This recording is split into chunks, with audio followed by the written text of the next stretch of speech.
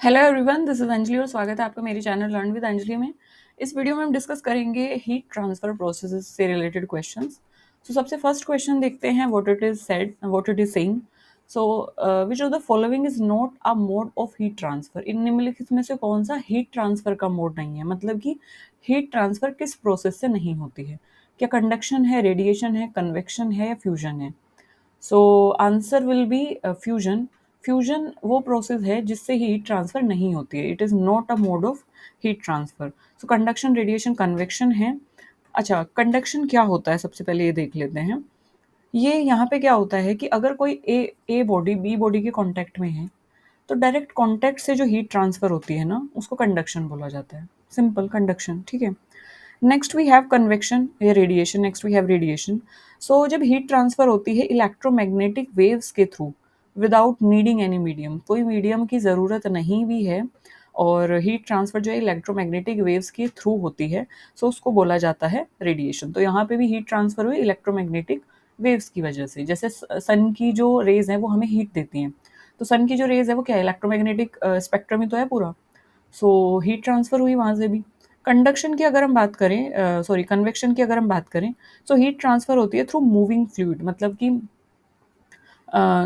Liquid है या gas है या मॉलिक्यूल्स हैं। एक मॉलिक्यूल जब दूसरे मॉलिक्यूल को हीट ट्रांसफर करता है, ठीक है। सो फ्लूइड के मूव होने से, गैस के मूव होने से, या फिर यू कैन से वाटर के मूव होने से जो हीट एक जगह से दूसरी जगह ट्रांसफर होती है, उसको बोला जाता है कन्वेक्शन।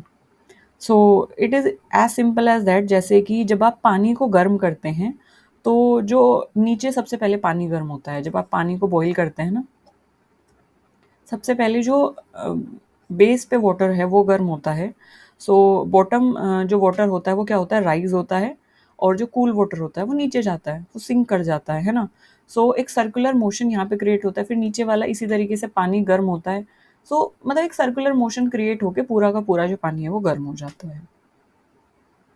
सो एयर में भी इसी तरीके से होता है कि जो गर्म हवा होगी वो लाइटर होगी तो वो ऊपर चली जाएगी, और जो डेंसर एयर होगी वो नीचे आ जाएगी। तो इस तरीके से this is what convection is. तो यहाँ पे जो हीट ट्रांसफर होती है वो फ्लूइड के मूव करने से होती है, क्योंकि लाइट फ्लूइड जो है वो ऊपर चला जाता है, डेंस फ्लूइड नीचे आ जाता है, फिर वो गर्म होता है, उसमें हीट ट्रांसफर होती है, फिर वो लाइट होकर ऊपर चला जाता है, तो एक सर्कुलर मोशन क्रिएट होता है। एक मॉलिक्यूल दूसरे मॉलिक्यूल को हीट ट्रांसफर करता है, ये कंडक्शन में होता है, क्योंकि टच होती हैं चीज़ें, तो ये कंडक्शन में हो रहा है चीज़ें। ओके, तो फ्यूजन में क्या होता है फिर। Fusion is a phase change. Fusion जो है वो एक फेज चेंज प्रोसेस है जहाँ पे कोई हीट ट्रांसफर मैकेनिज्म यहाँ पे नहीं है। Heat transfer via conduction, convection and radiation. Fusion एक फेज चेंज प्रोसेस है, मतलब कि एक जो एक स्टेट है मैटर की वो दूसरी स्टेट में चेंज होती है, so that is fusion. The rate of heat conduction through a material is governed by। rate of heat conduction किसी भी मटेरियल के द्वारा कितना होगा, ये फोरियर लॉ गवर्न करता है। सो फोरियर लॉ क्या कहता है, Fourier law states that Q is equals to minus K into D T D X Q. So this is what Fourier law say. And इसको मुझे लगता है इसको इसको 17 क्वेश्चन को हम थोड़ा सा बाद में देखेंगे। मैं आपको फोरियर लॉ को लेमन लैंग्वेज में एक्सप्लेन करती हूँ, तब तक के लिए हम आगे के क्वेश्चन देख लेते हैं। The thermal conductivity of which of the following is highest. इसमें से किसकी थर्मल कंडक्टिविटी हाईएस्ट है। तो थर्मल कंडक्टिविटी मतलब कि कितना टेम्परेचर कितनी जल्दी वो मूव करा रहा है एक जगह से दूसरी जगह। वाटर, कॉपर, वुड या एयर। अब आप एक चीज़ रिकॉल करिए, जब हमने मेटल की प्रॉपर्टीज़ पढ़ा था ट्वेल्थ क्लास में, फिजिक्स में, टेंथ क्लास में भी। सो हमने पढ़ा था कि जो मेटल है वो बड़ी जल्दी हीट को कंडक्ट कर लेते हैं। And you can see the example कि जब आप चाय बनाते हैं और पैन गैस के ऊपर रखते हैं तो खाली पैन बड़ा जल्दी हीट हो जाता है ना। So yes, copper is one of the highest thermal conductivities. Thermal conductivity उसमें सबसे ज़्यादा होती है, इसीलिए कॉपर जो है वो वायरिंग, कॉपर वायर देखे हैं तो वो क्या करते हैं, इलेक्ट्रिसिटी को कंडक्ट करते हैं। तो यहाँ पे सबसे सीधा सा एग्जांपल, ऑड वन आउट आप कर सकते हैं। मेटल जो है उसको आप अलग कर सकते हैं, तो मेटल जो है हाईएस्ट हीट कंडक्टिविटी उसमें है। So that has 385 this much heat conductivity, making it excellent for heat transfer. So heat transfer के लिए इसको excellent बना देती है. कन्वेक्शन में the heat transfer coefficient depend on, convection में हीट ट्रांसफर कोफिशिएंट किस बात के ऊपर डिपेंड करता है. कन्वेक्शन हमने अभी पढ़ा कि फ्लूइड के मूवमेंट की वजह से जो हीट ट्रांसफर होता है, तो हीट ट्रांसफर कोफिशिएंट ये किस बात पर डिपेंड करता है, ये डिपेंड करता है फ्लूइड की प्रॉपर्टी पे और फ्लो की कंडीशंस पे. सो कन्वेक्शन जो है फ्लूइड पे टोटली डिपेंड कर रहा है कि फ्लूइड मूव करेगा तो हीट ट्रांसफर होगी. The convection heat transfer coefficient depend on viscosity, velocity, temperature and geometry of the flow. Flow viscosity कितनी है, कम कम अगर ज़्यादा विस्कस है, कम स्पीड से चल रहा है, वेलोसिटी उसकी कितनी है, टेम्परेचर उसका कितना है, इन सब बातों पे डिपेंड करता है. तो टेम्परेचर पे तो कन्वेक्शन डिपेंड ही नहीं कर रहा, सरफेस एरिया पे भी नहीं कर रहा, टाइम पे भी नहीं कर रहा. जहाँ पे फ्लूइड आ गया वहीं पे आप टिक कर दीजिए. Natural convection occur due to, natural convection क्यों होता है, नेचुरल कन्वेक्शन होता है ग्रेविटी इंड्यूस्ड डेंसिटी डिफरेंस की वजह से. ग्रेविटी इंड्यूस्ड डेंसिटी डिफरेंस मतलब कि natural convection fluid motion is driven by buoyancy force due to temperature induced in density change. Natural condition में जो कन्वेक्शन होता है दैट इज बिकॉज ऑफ, मतलब कोई भी आर्टिफिशियली हमने कोई भी सिस्टम में हीट नहीं दी, नेचुरली जब कन्वेक्शन होगा so fluid motion is driven by buoyancy force. तो बायोन्सी जो फ्लूइड नीचे से लगाता है, यानी कि जो डाउनवर्ड डायरेक्शन से अपवर्ड डायरेक्शन में जो फ्लूइड फोर्स लगाता है उसको बायोन्ट फोर्स कहा जाता है. सो फ्लूइड मोशन जो है वो that is driven by buoyancy force due to temperature induced density change. तो टेम्परेचर इंड्यूस्ड डेंसिटी चेंज की वजह से बायोन्ट फोर्स लगता है, फ्लूइड ऊपर की साइड फोर्स लगाता है और वो फ्लूइड को मूव कराता है. ठीक है. Stefan Boltzmann law applies to which heat transfer process, किस हीट ट्रांसफर प्रोसेस में स्टीफन बोल्ट्जमैन लॉ अप्लाई होता है. So that apply on the radiation, radiation पे अप्लाई होता है. एंड इस लॉ के बारे में भी हम डिस्कस करेंगे. Emissivity of a perfect black body, emissivity मतलब कैसी कितनी रेडिएशन वो एमिट कर रहा है. सो परफेक्ट ब्लैक बॉडी की जो एमिसिविटी होती है that is 1. So black body is an ideal emitter, black body एक आइडियल एमिटर है and absorber of radiation and by definition it has emissivity of 1. इसकी एमिसिविटी जो होती है वो क्या होती है, 1. सबसे पहले हम एक तरीके से इसको देख लेते हैं कि एमिसिविटी को किस तरीके से हम डिफाइन कर सकते हैं इन लैमन लैंग्वेज, अगर हम इसको इजी टर्म्स में पढ़ना है. What is emissivity. So emissivity हमें बताती है कि कोई भी जो सरफेस है वो कितनी अच्छी है giving of the heat and how it is how much it is good, how can it give off the heat as radiation. मतलब कोई जो बॉडी है वो उसकी जो सरफेस है वो कितनी अच्छी है कि वो हीट को रेडिएशन की फॉर्म में बाहर रिलीज कर रही है. अगर बहुत ज़्यादा रेडिएशन वो रिलीज कर रही है, मतलब सरफेस से जो हीट है उसको रिलीज कर रही है, उसको एब्जॉर्ब नहीं कर रही है, तो उसकी एमिसिविटी अच्छी है ना. तो it is just like that कि अगर एक कोई ब्लैक डल पैन है, it gives off more heat, तो उसकी एमिसिविटी ज़्यादा हाई है. लेकिन जो शाइनी पैन है, कोई जल्दी से आप मतलब अभी नया नया खरीद के पैन लेके आए हैं, पैन मतलब वो जो दैट पैन जिसमें हम चाय बनाते हैं, दिस काइंड ऑफ थिंग. सो अभी अगर नया नया हम कोई पैन खरीद के लेके आए हैं, so that is shiny, that hold more heat, है ना, वो ज़्यादा हीट होल्ड करेगा. सो उसकी जो एमिसिविटी है वो क्या है, वो लो है. तो मतलब इसको आप बिल्कुल ऐसे समझिए कि जब आप चाय बनाते हैं और अगर आपका पतीला मतलब जो पैन है वो बहुत पुराना है, तो वो ब्लैक हो चुका है, वो डल हो चुका है, तो वो इट गिव्स और मोर हीट, वो ज़्यादा हीट देगा, है ना, वो एब्जॉर्ब नहीं करेगा, वो ज़्यादा हीट देगा. वो रिफ्लेक्ट मतलब एक तरीके से हीट को रिलीज कर देगा रेडिएशंस की फॉर्म में. सो जब वो रेडिएशन की फॉर्म में हीट को रिलीज कर देगा तो मतलब उसकी उसकी एमिट करने की जो क्षमता है, एमिट मतलब रिलीज करना, एमिट से आया है एमिटिविटी, एमिसिविटी एमिट से आया है, सो दैट इज एमिट. तो जब वो हीट को एमिट कर रहा है सो उसको आप बोलेंगे कि उसकी एमिसिविटी क्या है, ज़्यादा है. लेकिन मान लीजिए कि अभी आप नया नया पतीला खरीद के लेके आए हैं, तो उसकी जो यू कैन से उसमें जो एक शाइन होगी, स्टील का पतीला होगा आपका, जो भी पैन होगा, तो उसकी उसमें एक शाइन होगी, उसमें एक लस्ट्रनेस होगी, एंड जब आप उसमें खाना बनाएंगे तो आप देखेंगे या चाय बनाएंगे तो आप देखेंगे कि वो बड़ा जल्दी जल्दी गर्म हो रहा है और बड़ा जल्दी जल्दी चाय बन गई है ना, क्योंकि उसके यहाँ पे कोई ब्लैक कलर की कोटिंग नहीं है, कोई कोटिंग नहीं लगी है ना। तो वो जल्दी से हीट को क्या कर ले रहा है, एब्जॉर्व कर ले रहा है, एब्जॉर्व कर ले रहा है, उसको एमिट नहीं कर रहा, उसको होल्ड करके रख रहा है। तो shiny pan hold heat on to its like surface और on to its like volume, तो उसको हीट को होल्ड करके रखता है। तो एमिट नहीं कर रहा है मतलब होल्ड करके रखता है, तो एमिट नहीं कर रहा है, तो उसकी जो एमिसिविटी है वो क्या होगी, लो होगी। अभी मुझे लगता है कि I am able to make you understand this simple concept. So basically emissivity किसी भी सरफेस की एबिलिटी, वो एबिलिटी कि वो ग्लो आउट कितना करती है, हीट को कितना रिलीज कर रही है, एमिट कर रही है। High emissivity is good at cooling down by radiating heat.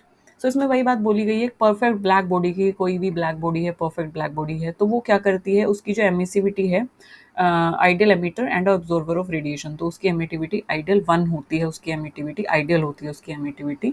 सो वो अच्छे से होल्ड करके रखती है हीट को, अच्छे से वो एक तरीके से क्या कर रही है, यस हम,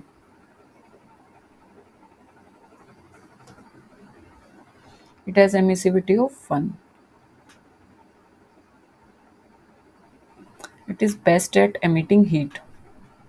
ओके, अगर हम दूसरे तौर पे, अभी तो ये क्वेश्चन आया, question this can be framed it like that. अभी एमिसिविटी आपसे पूछा है परफेक्ट ब्लैक बॉडी की, बट अगर आपसे किसी शाइनी सरफेस की एमिसिविटी पूछी जाती है तो उसकी एमिसिविटी क्या होगी, कम होगी, उतनी लो होगी। तो ऐसा नहीं है उसकी ज़ीरो होगी, मतलब अगर वो जितनी शाइनी है तो ज़ीरो होगी, बट अगर जैसे शाइनी मिरर की हम बात करें तो उसकी एमिसिविटी कितनी हो जाएगी, 0.05। ठीक है।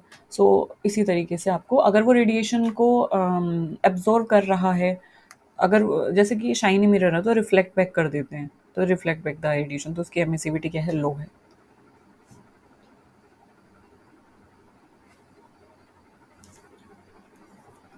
Moving on to this question, in parallel flow heat exchanger, both fluid flow in the same direction, fluid flow in opposite direction, only one fluid move या fluid mixes. So parallel flow heat exchange में क्या होता है, so both fluid flow in the same direction, दोनों जो fluid है वो same direction में flow करते हैं। in parallel flow both hot and cold fluid enter at the same end and move in the same direction। parallel flow heat exchange हो रहा है, मान लीजिए parallel flow heat exchange, so both hot and cold fluid enter at the same end, वो एक ही end से enter करेंगे and move in the same direction. So यहाँ पे जो हीट एक्सचेंज हो रहा है वो कैसे हो रहा है, पैरेलल हो रहा है, मतलब ये इसको हीट प्रोवाइड कर रहा है, ये इसको हीट प्रोवाइड कर रहा है, इसको ये कोल्डर बॉडी है, ये होटर है। सो ये क्या कर रहा है, इसको हीट एक्सचेंज यहाँ पे ऐसे हो रहा है, this is releasing the heat, this is absorbing the heat. यहाँ पे ये इसको एक तरीके से टेम्परेचर प्रोवाइड कर रहा है, मतलब इसका टेम्परेचर ठंडा है, तो यहाँ पे हीट एक्सचेंज कुछ इस तरीके से होता है, पैरेलली होता है। तो जब ये सेम डायरेक्शन में मूव करेंगे तब पैरेलल होगा। थर्मल रेजिस्टेंस जो है कंडक्शन में, उसको डिफाइन किया जाता है, resistance is equals to length divided by thermal conductivity multiply by area. Heat flux in conduction is expressed as, heat flux जो है कंडक्शन में उसको कैसे एक्सप्रेस किया जाता है, heat flux is defined as rate of heat transfer per unit area. Rate of heat transfer per unit area मतलब कि हीट फ्लक्स, हीट फ्लक्स किस तरीके से आप उसको डिफाइन करेंगे कि रेट ऑफ हीट ट्रांसफर, कितना हीट ट्रांसफर हो रहा है पर यूनिट एरिया से। तो मान ले सपोज करो 1 मीटर स्क्वायर की मैं बात करूँ तो 1 मीटर स्क्वायर से कितना हीट ट्रांसफर हो रहा है, that is heat flux. In heat radiation the energy emitted is proportional to, heat radiation में जो एनर्जी एमिट हो रही है that is proportional to T4, यानी कि Stefan Boltzmann law, radiation energy is directly proportional to T⁴। Lumped system analysis assume, lumped system analysis क्या assume करता है कि uniform temperature inside the body. Lumped system assume करता है internal thermal resistance जो है वो नेग्लिजिबल होगा। Nusselt number is a ratio of, Nusselt number जो है वो रेशियो है, किसका रेशियो है, so it is the ratio of convective to conductive heat transfer, convective से कंडक्टिव हीट ट्रांसफर का रेशियो है।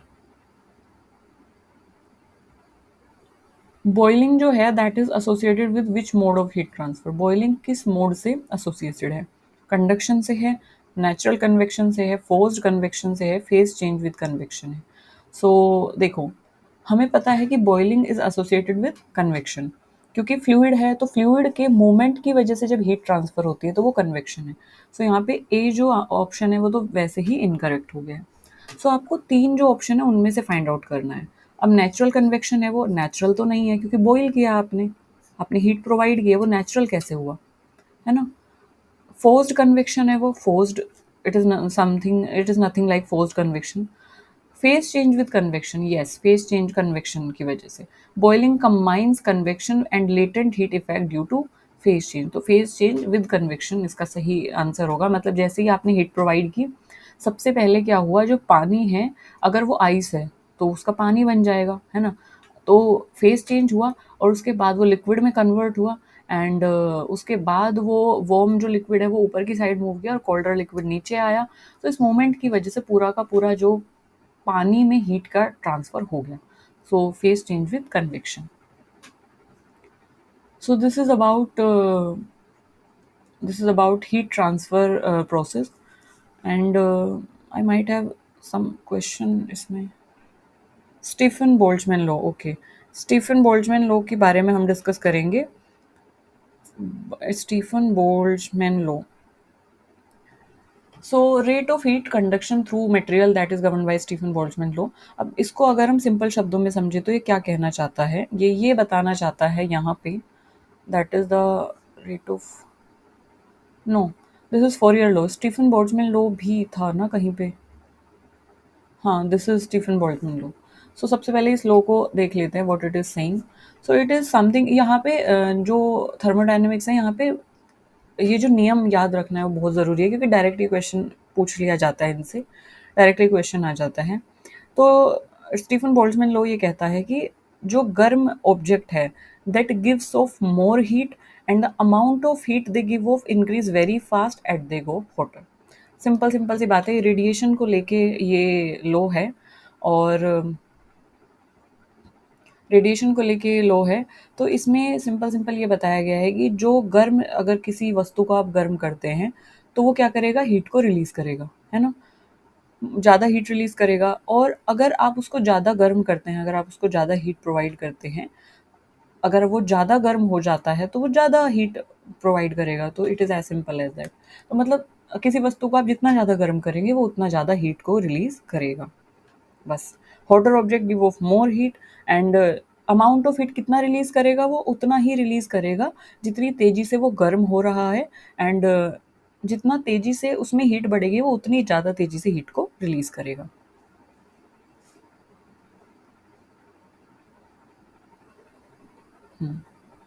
Okay, next we have which law, next we have Fourier law.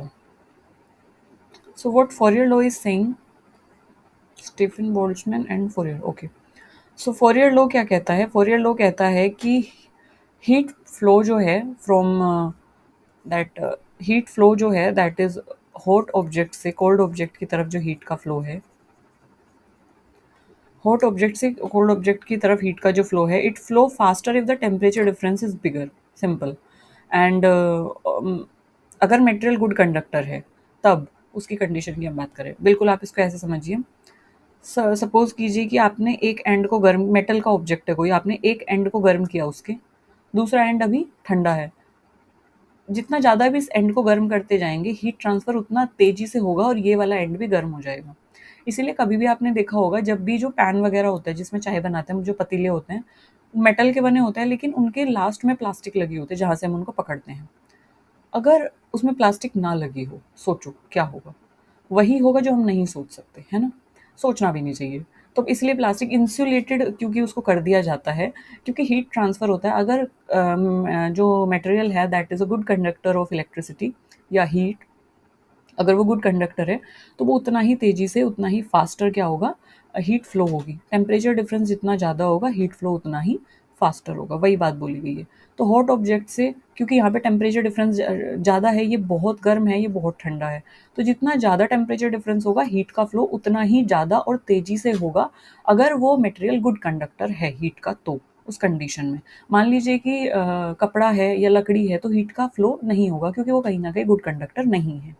So Fourier law यही कहता है कि heat flow from hot to cold object and it flow faster if the temperature difference is bigger. ये तब faster या उस condition में faster travel करेगी हीट, या उस कंडीशन में फास्टर फ्लो करेगी अगर टेम्परेचर डिफरेंस ज़्यादा है। मतलब गर्म चीज़ बहुत गर्म है, ठंडी बहुत ठंडी है, तो ठंडी चीज़ भी गर्म होने लगेगी, है ना। और कंडीशन ये है कि अगर मेटेरियल गुड कंडक्टर है हीट का। So yes, this is it in this video. Thank you for listening me so patiently. If you have any query, drop that query in the comment section. I will be more than happy to cater your query. Thank you for listening me so patiently. Bye bye.